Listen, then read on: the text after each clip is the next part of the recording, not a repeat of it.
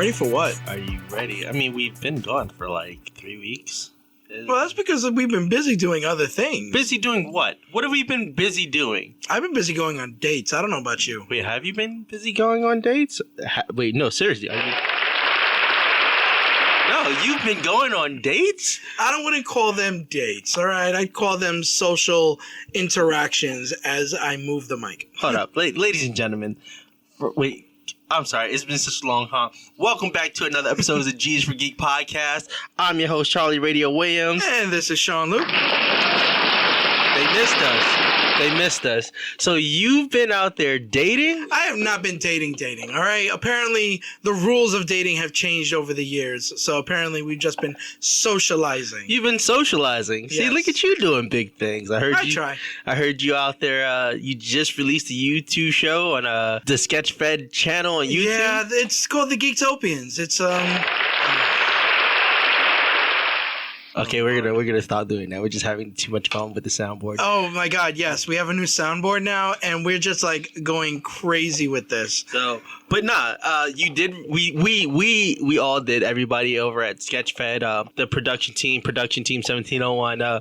We've been kind of busy behind the scenes, and even though the Watery Anime Girls have been doing their thing, me, Sean, Jesse. We kind of just stepped away from G's for Geek just for a little bit, just so we can get Sean's show, the Geektopians, underway, because we've been doing so many screen tests and scripts and everything, and it's just been like, oh my God. So, dude, tell us a little bit more about you. I want you to boast for once. Come on. Well, you want me to boast? I want you to boast. Come on.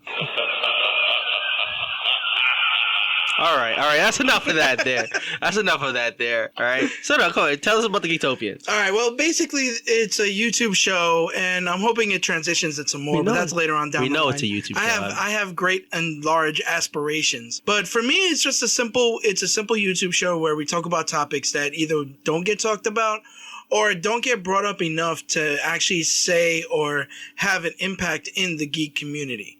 And then there are going to be episodes where we just, have fun and talk about what we love, period. Oh, I mean, that's great. So this first episode, I ended up watching it, but I had to watch it because I had to edit it. But, well, clearly. Yeah, but you talked about toxicity in fandom, and which we kind of talked about in the last episode when we had on Brandon from the Hidden Nerd Village. I actually learned a lot when we did that as well, because it helped me out a lot to go in that direction. Well, I definitely want to have him back on the show, but I think he also helped with, giving our team the idea to go full circle with the topic of toxic fandom. So, come on, elaborate a little bit more for us. Well, okay, what do people want to know? Do they want to know what toxic fandom is? Because I feel like it's a very generic topic right there, where you have these fans that are just literally derogatory towards other fans, whether it's bullying or anything like that. It's just fucking bullshit. It's fucking bullshit. It's fucking bullshit. It's fucking bullshit. I hate you. I definitely agree. Much. No, but I definitely agree. It is fucking bullshit that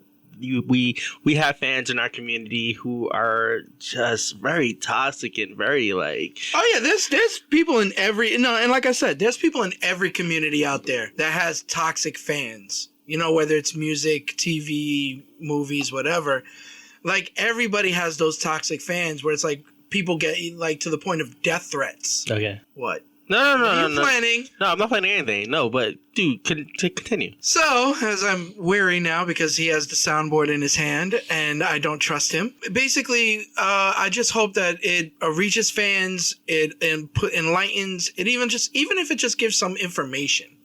I'm hoping that something great comes out of it, and I hope to keep continuing this, with topics that the fans themselves, people that enjoy it, want to talk about. Like, I have a friend who's a geek Muslim.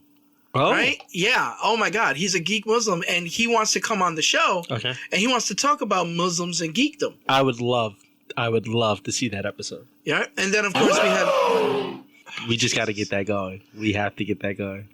And then obviously there's more, like, there's the LBGT. There's actually a couple people that came to me already talk about they want to be on the show.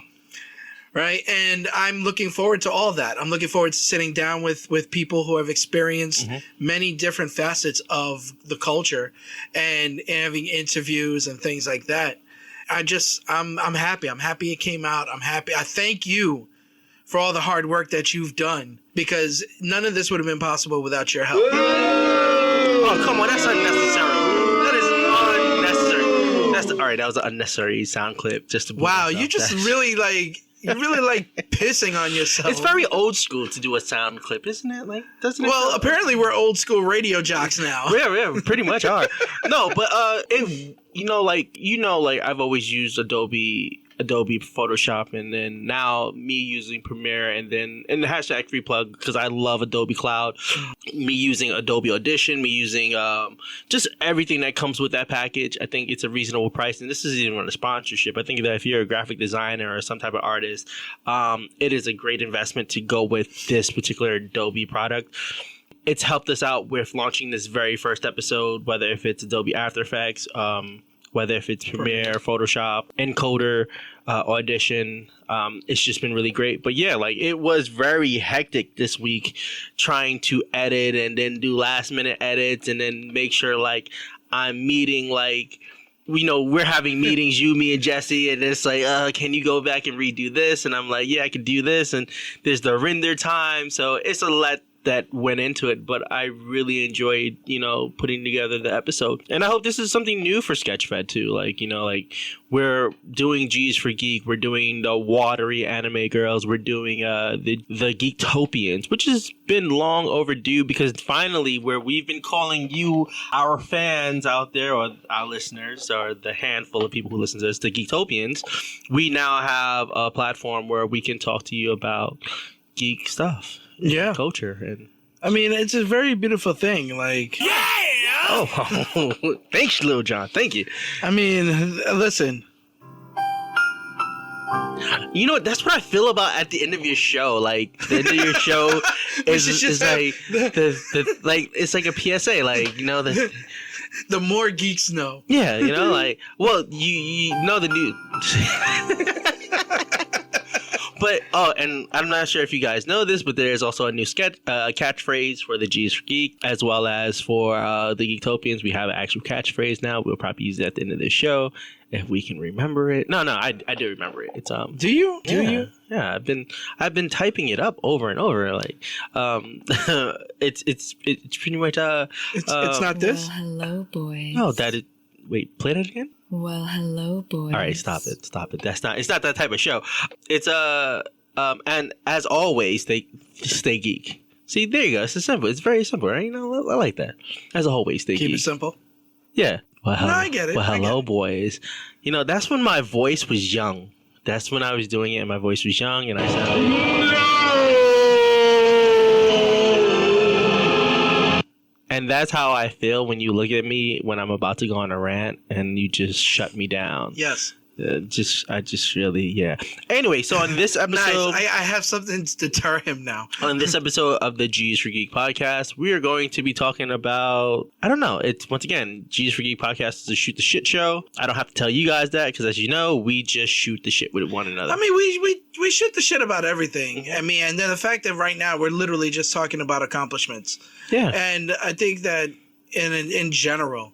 when we talk about geekdoms and accomplishments, we talk about a lot of different things that have happened over the damn years. Like, look at Captain Marvel. Oh, like it's an accomplishment, even though they're kind of behind the ball when it comes to female-led superhero movies. Well, as a surprise, you're going to be my date tomorrow to go see a screening of Captain Marvel, because I have tickets thanks to Via Watery. Wait, oh, you actually got the tickets? Yeah. Via posted up something, and it's Via. Yeah, I get the two sisters confused. It's right. Via and Raven Watery. I get them confused. Via posted up something that I selected to, and then tomorrow night, me and Sean-Luc over here will be going to a special screening in New York City for Captain Marvel. So we will have something to talk about. No, not Captain Marvel. Well, no, it's Shazam. It's Shazam. Thank you. Which is Captain Marvel. Who is also Captain Marvel. Thank you. I'm like, wait a minute, what? So, you know what? I didn't even put two and two together. That Marvel released a movie, Captain Marvel, and next month with Shazam, who is also AKA Captain Marvel under the DC franchise. That's so close, back to back with each other. How do you feel about that, Sean? They actually made a lot of comparisons for it, but I will say that for me, Captain Marvel is nothing like Shazam. No, well, I'm happy that DC's introducing Shazam more in a action comedy. I'm happy that they're releasing it more as an action comedy because Shazam really is, Yeah, Shazam. Think about it. It's a 10-year. It's like in this case, he looks more like 15. It's a 15-year-old boy that becomes a superhero. Sounds like every boy's fantasy. Exactly, but then he turns out to be more than what he bargained for. Oh, well, I also want to see that superhero movie that's like the reverse Superman. Oh, Brightburn? Yeah. On Netflix? Yeah. Netflix? Is that coming on Netflix? It's coming out on, I think it's coming out on Netflix. I thought that was coming out in the movies. I didn't know it was coming out on Netflix. Let me see. Because apparently Netflix likes to own everything now. Oh. Especially now that it has the Oscar-nominated Roma. I don't know what Netflix is. I know what Netflix is. Netflix? Netflix. Netflix? It's very French. Yeah, French. We're just Frenching up everything now. I do hate when people try that with some word. That's like when people are like, "Hey, can we go to Target? Are you free to go to?" No, it is Target. Like this isn't even a hashtag free sponsor. Call it what it is. It is Target. All right, they'll call it Target. Don't try to spruce it up like it's IKEA. All right, IKEA is worthy of IKEA. But Target, see, you got me already on it right now. All right, so. Don't worry. We'll get more, So back to you, sir. Yeah, no, you're right. I believe it's looking like a movie. Oh, it is coming out in the movies. Okay, yeah. I think that's going to be great. Like, it's supposed to be a superhero horror film there. Well, it's better than the Dark Phoenix that's coming out. That's for damn sure. Oh, cringe. But you know what? You have to give Fox. Is it Fox Marvel now? Fox Disney now? Technically, Fox. until the end, until supposedly, and I use quotations, until the end of March, it is still two separate companies. Okay. Well, you still have to give Fox a lot of credit. I feel like they have saved the X-Men franchise with doing X-Men. The X-Men Academy, not X-Men Academy. What is the younger versions of the X-Men? New class, first class. Oh, okay. And from that point on, trying to fix everything that they kind of did after X-Men 2. Yeah, I think everything after X-Men 2. Well, yeah, because they tried to eliminate The Last Stand, and literally they're just repeating the same mistake. Do you think on a so? different platform. Think about it. You're killing a beloved character. Okay. Because it's not a spoiler. It's in the goddamn trailer. Oh, well, I didn't know. You just kind of spoiled it for me. Oh, well, let me spoil it some more. Mystique dies. No. Oh, well, she should because not the actress, but the character. Because I hate what Fox is doing with her and the whole makeup and how far they've come and how she's gotten brighter instead of having more of that darker tones, skin tone. She's just keep getting brighter and brighter. Now she's starting to look like a Smurf. She's going Hashtag not my Mystique. That's what Hashtag not my Mystique. All right. Hashtag not my Mystique. Hashtag let's make Yama great again. Yamcha great again. We can keep going all night on this. All right. Listen, Yamcha's a scrub. Leave it at that. Yamcha's only a scrub because people have written him off like that. All right. All right. There's not been one instance where Yamcha looked like a badass. All right, so even though, and I'm going to cross back into your show for a minute here on the Geektopians. So even though you were talking about fanfic in the Geektopians, if I could do a fanfic, I would write that Yamcha gets a hold of the Dragon Balls and wishes himself to be a Saiyan. And then let's see what happens, all right? And I don't want him to stop at regular Saiyan. I want him to wish himself to be like greater than Vegeta, but not as great as Goku. And you know what Shinran's gonna say? That is beyond my power. I don't think it's beyond. I don't think it's beyond his power. I think that's bullshit. See? Even the crowd thinks the crowd disagrees with you. It's complete bullshit. It's within Shinran's power to grant that type of wish, and I think Yamcha needs to be great again. But I digress. We will not make this a whole episode about making Yamcha great again, even though we have the hats in print to get those out and distribute. Ladies and gentlemen, he actually does have them ready to go. He has Make Yamcha Great Again shirts. 2020, we're going to get our red Make Yamcha Great Again hats. He literally has this ready to go. It's disgusting. Yeah. This will be the 2019 theme, by the way. Yeah. Yeah, I'm so I love Dragon Ball, but until we make Yamcha great again, and I feel like people are always going to try to make that argument that he's not. But once again, I will cut it off here. So, Sean, what else do you want to talk about today? There's really, I want to go to keep talking about trailers. I saw that Aladdin trailer today. Oh, yeah. Did you see it? Oh, sorry, that was the wrong one. Okay, the first trailer did not sell me. Okay. Because, you had Blue Smith. But this trailer, now that you see it in action and now that you actually see the story behind it, makes more sense. All right, I hate to do a what if question, but if Robin Williams was still alive, do you think he would have? No, you don't think he would have played a live action? He was done playing that role long before Aladdin 3. Why? Oh, well, I mean, I feel like with Aladdin 3, they just started milking it at that point. Yeah. It was just... And the only reason why he came back, I forgot why he came back, but there was a reason why he came back. And the whole reason why he did Aladdin to begin with was because he wanted to put in the contract that he didn't want to be the main focus of the publicity. Okay. Right? And technically, Disney violated that contract because if you look at the poster, he's the big part of that poster. Well, I think Genie is such an iconic character aside from Aladdin because of the humor that Robin Williams brought to that movie. So it's kind of give or take, or not really a give or take, but it's like, I get it. Like it should be about the next Disney princess. It should be about the next Disney prince who, is the underdog who wants to, overcome poverty in order to become wealthy. How do you feel about that theory that Aladdin actually takes place in the future? In the future, what? In the future, like after the world's been devastated and they rebuilt the world, like the story of Aladdin takes place in the far future. No. Because that's the only way Robin Williams' Genie was able to know these characters. No, he's a genie. I think genies have magical powers to know more. But they don't time travel. Genies have magical powers to know... Oh my god, we're going to do this. I guess this is going to be the title of this episode. Genies have magical powers. Genies have magical powers. I think they can go anywhere in time. They can see anything. They can do anything. They can't grant wishes to fulfill their own wants, but they can probably put themselves in any place or time. So I have to disagree with that because even with phenomenally cosmic powers... Mm-hmm. Right? There are still limits to which, you could deal with. Like, I believe time travel is one of those limits. No, we're not talking about his superior penis. We're talking about his superior power.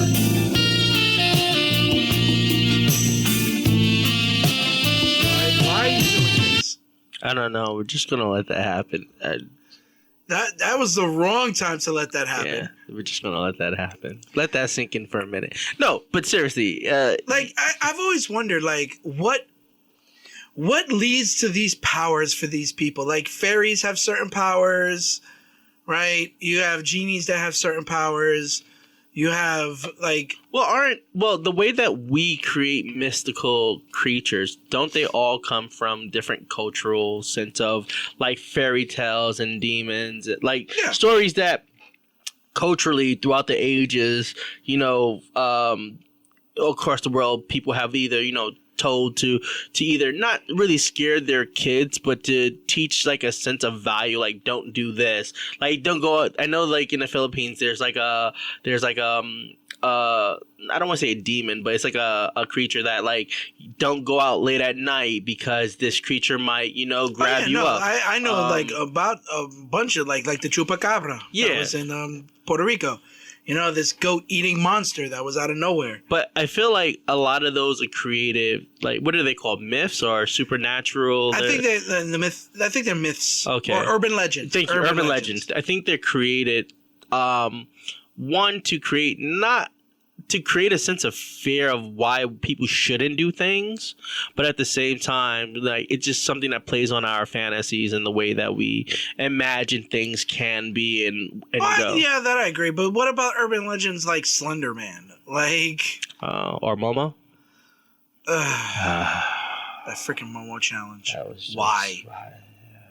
Why is that Momo challenge? Denied. That was just a real horrible, all right, and they literally convince people to call the phone and like get their information. Well, I do love the SNL skit of the Momo, like the chicken that looks like Momo, but it's not supposed to be Momo. Yeah. But it feeds your kids chicken, so that's very creepy.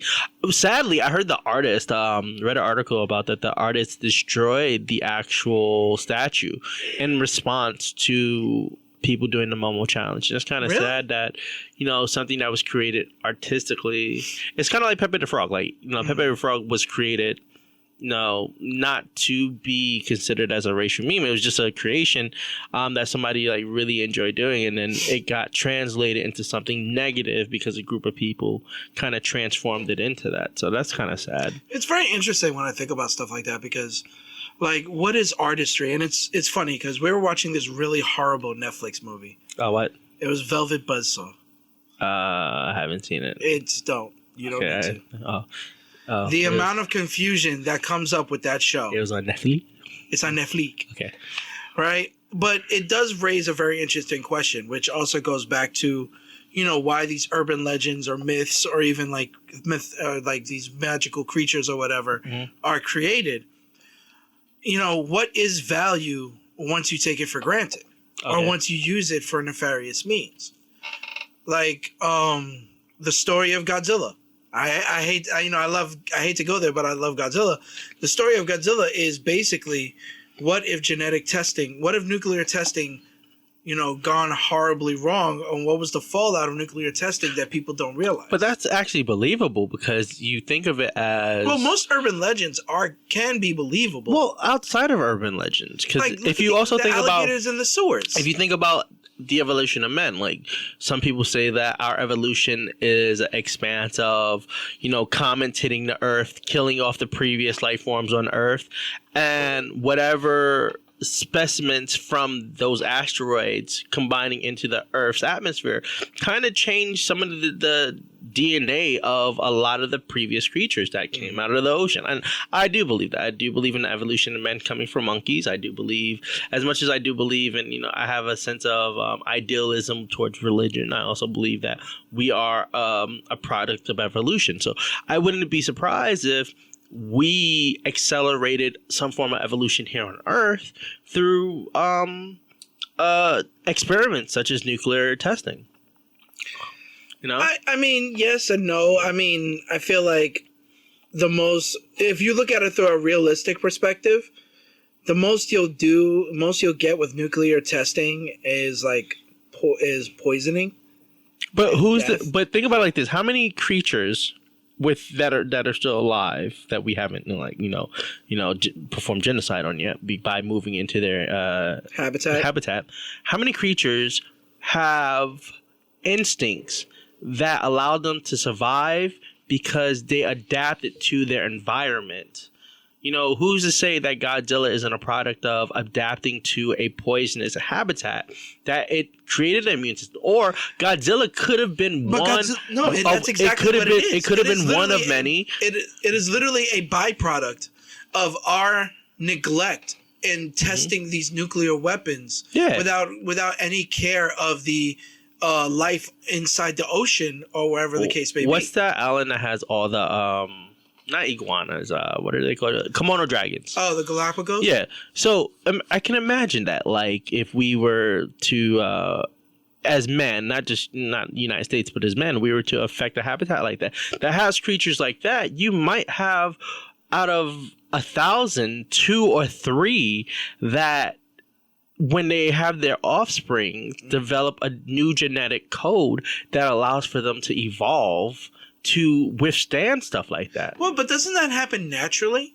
I mean, yeah, over time, but we've seen it with insects. I feel like insects have technically de-evolved in size to become what they are now. But there who was hasn't evolved? Roaches. Well, roaches. but once again, I feel like roaches have de-evolved. You know, we don't walk down the street and wonder why is there like a giant cockroach that's 2 floors tall. That's because we haven't been to Australia yet. So first of all, everything is that a cookie? Are Yes, you it eating a cookie? oh my God, this cookie looks like the Millennium Falcon. Ladies, oh my God, I have to take a photo. Because the cookie really does look like the Millennium Falcon. Hold on, I have to take a picture of it too. I'm taking cookie photos. Ladies and gentlemen, we have officially on air, by pure chance of me and my hungry ass self, found the Millennium Falcon cookie. As a cookie. Thank you. Thank you, Bubways. Bubway. Thank you, Bubways. Eat fresh. Eat fresca. Eat fresh. Eat fresca. Is that what we're doing now in order to just change names? So, I'm sorry. So I retract my earlier statement. It's not Adobe. It's Hadobe. Hadobe. It's Hadobe. Yeah, it's like a Hadouken, but it's a Hadobe. This way we don't get attacked. I like to use the Hadobe cloud. Yes. And Sean is eating a Bubway cookie. A Bubway cookie. A Bubway cookie. I'm eating. And we recommend movies. Cookie. We recommend movies from Netflix. Netflix. Yeah. So, but I do think that environment wise, at least it's better than people who are the Earth is flat and there's an ice wall and there's a giant hole. I don't get that. When the hell did we turn into Game of Thrones just now? I don't know, man. I mean, it is scientifically proven that there is an ozone layer hole. Giggity. Oh, wow. No, but I think what would this world be like if we found out if there's a Godzilla? See, that's what makes me kind of afraid to go see that new Godzilla movie, which looks tremendously awesome, but at the same time, I think that one's a real purely realistic expectation of what would happen if giant monsters created through various means come onto this earth. It's just pure destruction. But I do like the idea that people they're writing in a way what if these animals were the original Titans from Greek mythology? Because before you have the gods of Greek mythology, you had the Titans. So what if Godzilla was a Titan that was defeated by the god? See, look at you. You're thinking about it, right? I mean, what if Zeus defeated Godzilla? Well, we'd find out Zeus was an actual alive creature. Yeah, that would be interesting, right? And his guardian. I want to see that fanfic right there. Zeus versus Godzilla? Yeah. Or better yet, just the Greek gods versus Monster Island. I want to see Apollo take down Mothra. I want to see Rodan get taken down by Hermes. By Hermes or Hades. I want to see Hades versus King Ghidorah. That'd be an interesting fight. All right, because then you have Cerberus there as well. All right, Geektopians, if you're out there and you're an artist, we need some fan theory going on here. We need somebody to come up with this. We need fan art. We need fan art. Like what I talked about in the fandom. Take Disney's Hercules, replace all the Titans with Godzilla, with Godzilla creatures, and then let's see how this story plays out. Or better yet, there was a live action movie. What was it? Hermes? No, not Hermes. Wrath of the Titans. All right. If you take Wrath of the Titans and replace that footage out with Godzilla movies, what does that look like? Do you see? It's interesting, right? Oh my God. See? Yo, somebody needs to do that supercut. I want to see a Wrath of the Titans supercut. A supercut. Let's wait until this movie comes out. Let's take out all the jet fighters, all the helicopters. Let's do a Wrath of the Titans versus Godzilla. Or let's not take Godzilla from 2000 and what was that? Was that 1999? The one with Puff Daddy in the soundtrack. Come with me. Do you know the one with Ferris Bueller in it? Matthew Broderick. Yeah. That horrible Godzilla movie that we don't talk about. That they made an animation because they made Siskel and Ebert the freaking mayor of New York. Oh God, that's just a horrible. But anyway, that's not that Godzilla movie. The Godzilla movie that came out after. I think it's like in the 2000s. The one that's just Godzilla 2000. yeah. Where they King, made I the think it's original King. Godzilla Isn't it King? kick all the other Godzilla's asses. Isn't it King's Godzilla King of, King? yeah, I think it's like King of Monsters. Yeah, let's see that. You know, well, does that make King Kong a Titan? Yes. He would have been a Titan too, right? Yeah, that's why they're setting up for King Kong versus Godzilla in the third movie. Really? Yeah, this movie is supposed to set up Godzilla King of Monsters. Okay. Right? And then King Kong is supposed to be right after that, and it's supposed to have its own spin. Oh, okay. I mean, that'd be interesting. I want to see that. Geektopians, please let us know what your thoughts are. What do you want to see? Do you want to see this fanfic of King Kong, King of Monsters? Well, sorry, Godzilla, King of Monsters versus the Greek gods. I think that would be just a very, very interesting move. What else do we have to talk about? I think I'm looking forward. I'm just looking forward to that movie in general. I'm a huge Godzilla fan. So, Are you? yes. Oh, that's what I'm talking about there. I'm too far away from the soundboard to do any stupid clips. I'm sorry. I'm lazy. It's within arm's reach, but I'm kind of like, no. Yeah, you know, I'm kind of tired to press the button right now. Oh my. Oh my. There you go. You happy? Discovery. I love how Star Trek Discovery, come to speak about it, is getting so much praise during season 2 for being a better show than what season 1 was. My response? What? It's just fucking bullshit. It's fucking bullshit. It's fucking bullshit. It's fucking bullshit. I can't even speak over that. But here's what's funny. People said that about TNG. People said that about Next Generation. Oh, the first season, Next Generation was horrible. But now everybody praises the Next Generation, praises Sean-Luc Picard. Jean-Luc. Sorry. Your name is Jean-Luc is so... It's right there. Jean-Luc Picard. We'll get you on another episode just with a full red captain shirt on this time. With the pips on the side.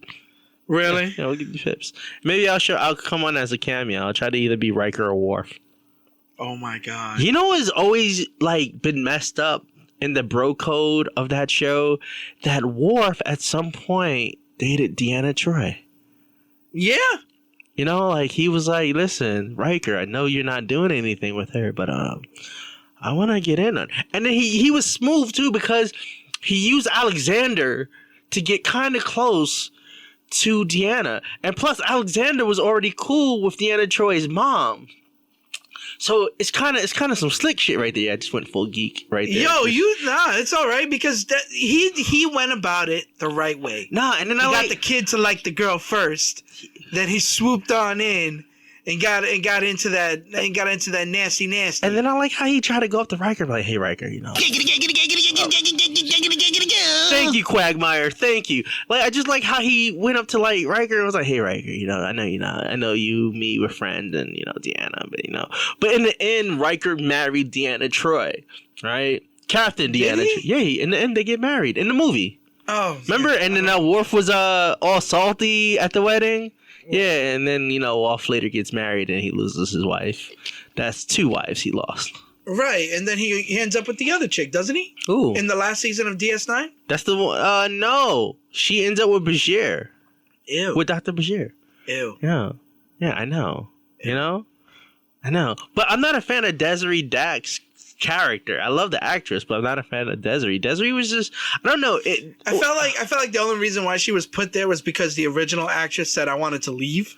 Well, either that. Well, I do. I don't see it like that though. I feel like Jadzia. Jadzia Dax. Yeah. I feel like they just didn't want to write in a new character, and it made more sense because of Jadzia and the Dax symbiote to continue on having a Dax on that show. So as much as I'm like, I'm not a fan of Desiree, but I do like the story premise that she was on the ship during the transport and she was the only one that was around in order for them to transport the symbiote into her. So I get that. I'm just not a fan. There's something about her character Well, they didn't give a chance for her character to progress because they put her in dang near the last season. No. I disagree. They did give her a chance to progress in the sense that she was the new ship's she was the counselor, and But the thing is that why are you adding a new character in the last season in the middle of a damn war? Well, once again, and it's like we just said, like, you know, the actress who was playing Jazia, you know, decided she wanted to leave. The show felt like it would have been empty because where Jazia and Cisco had this friendship of, like, you know, like, I feel like Jazia's friendship was always, like, she was always his number two, like Riker versus Major Kira. And I get it. Major Kira was kind of like, okay, I'm Bajoran and I'm always going to want to do things the Bajoran way, not the Federation way, where Jazia kind of understood everything from the Federation to Klingon. Jazia was like a former mentor, if you will, in the former symbiote's life, if you will, for the captain. Ladies and gentlemen, I have to say, this is the first time on Jews for Geek I felt like I just went full geek. There have been other times, but for this segment of G for Geek. Yeah, but I do think, like, I don't know, like, Desiree just doesn't do it for me. No, I get it. I mean, it's something we could talk about later. I mean, there's a whole other conversations we could talk about with Star Trek in general. How do you feel about Picard coming back? I want to see what they're doing with that because I don't understand why. He would come back? His arc ended in that last. To me, that where he went through that whole paradox, that should have been where it's ended. I understand the movies and stuff like that, but even in the movies, he was more of like a secondary character. Well, if they bring him back, do you think they'll bring back Kate McGrew? They have to, but she has gotten old. So, well, in the last Star Trek, Patrick Stewart looks like he's never, like he's barely. But aged. in the last Star Trek movie, she does show up as an admiral in a cameo scene. Oh, which movie is this? Inception? No, what was the one where Data dies, and then the new Data shows up? I think that's Inception. Yeah. That's I think Insurrection. Thank there you. you go. Yeah, I think that was the last one. Oh, I didn't know that. Yeah, Kate Mulgrew is there. Well, because everything is happening at the same time. Because if you think about it, well, TNG happens. Where TNG ends, DS9 doesn't really begin because DS9 was happening and simultaneously as TNG was coming to an end because you have Worf transitioning over to DS9. But I think Voyager happens before DS9, before the Federation had taken over. Yes. Because there was a big time jump, right? But there was still the I was gonna say Jem'Hadar, no, the Maquis. Yeah. You know, they still had the Maquis, and the Maquis gets introduced in TNG. Yes. Yeah, you get introduced to them. And I do love the Central 31. I think that's what it is. Oh, I do too. Oh my God, that's the alarm going off. Okay. Well. No. We have a few seconds here. Okay. But no. I like the Maquis and I think. I mean, I like the lore that comes with Star Trek. Okay. I do because the way they deepen it. That's what kind of pisses me off about Discovery. Why? Because a part of me feels like they're shitting on the lore.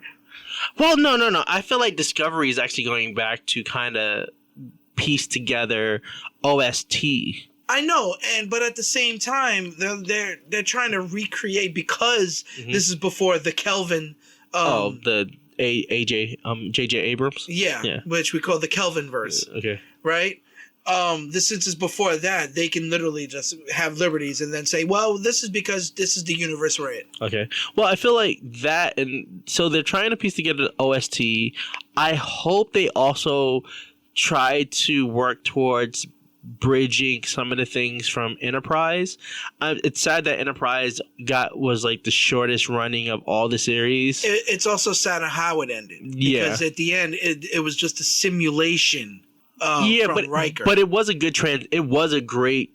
If you really look at Enterprise now, like all Star Trek fandom aside, if you really was to look at that show and say to yourself, "Oh my God, this is really a great show," like for the storytelling of not trying to compare captains, I think you have something. Okay. With that, I think that's it for us. So, anything you want to add, Sean? No, I'm good. Thank you so much. I'm happy to be back, G for G. Let's keep working on it. Let's keep doing it. Guys, please make sure you check out the first episode of the Geektopians on the Sketchfed YouTube channel, right? Check out my IG called the Geektopians and just keep in touch. And with that being said, ladies and gentlemen, as always, we stay geek. Oh yeah, we are out of here now. So stay geeky, my friends. And we are out of here. Thank you.